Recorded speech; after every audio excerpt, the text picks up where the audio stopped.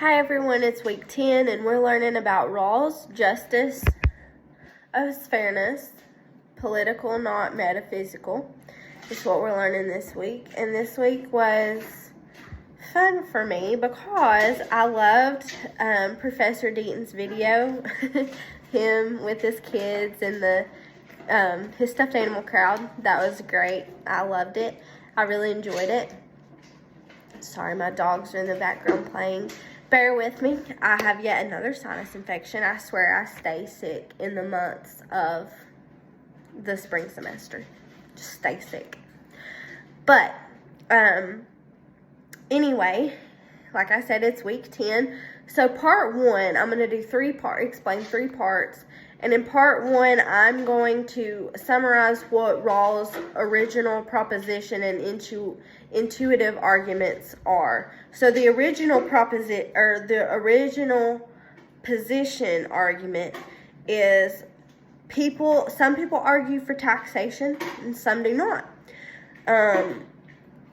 This argument is that personal biases cloud judgments. According to Professor Deaton, that's how he explained it.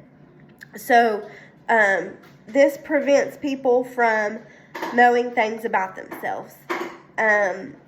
So, that is known... Oh, gosh. Sorry. I can't breathe.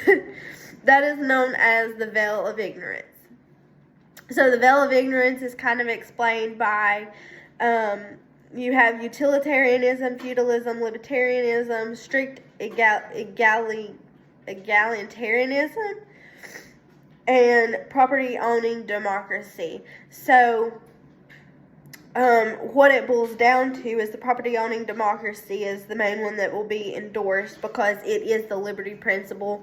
It's the freedom of having liberty. It's the equal opportunity principle. So the next one is the intuitive argument, which this one is that there's not a genetic lottery. So we are not in control of what we're born into. Some people might be born into a king or queen family. Some may be born into a poor family. But we're not in control of what we're born into. So for part 2, analyze whether Rawls' arguments seem to work. The original position argument behind the veil of ignorance, this one does select Rawls' 2 principles of justice. So they do truly endorse the property-owning democracy because people are not born into, or people do not have control of what they're born into. So there is an equal opportunity. Each person in life has an equal opportunity, and inequalities are just fine. There is a difference principle, so people are different. That's how I understood it. So this approach does make sense to me, that people aren't in control of what they're born into or what they have. They kind of just have that.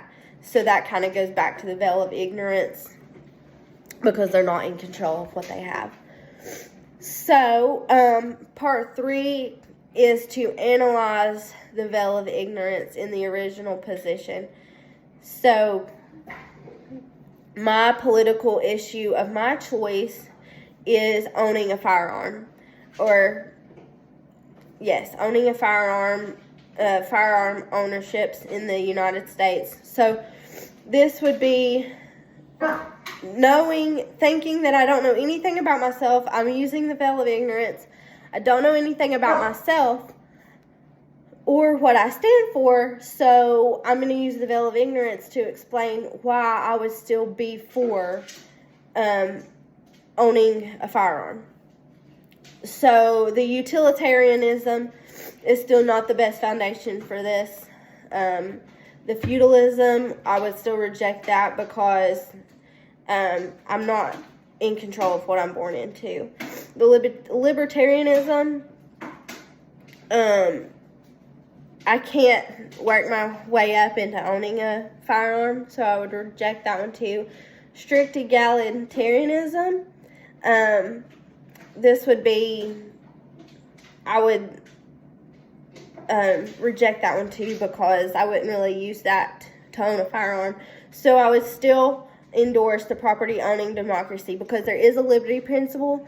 I do get to choose if I own a firearm or not, and I would choose to own a firearm for protection. Even if I didn't know anything about myself, I would still want to be protected, so I would still own a firearm. This week was kind of a little bit confusing to me, but that's how I took everything, and that's how I felt like everything should be explained or taught. So, thank you all. I enjoyed learning this week's assignment, and I'll see y'all next week.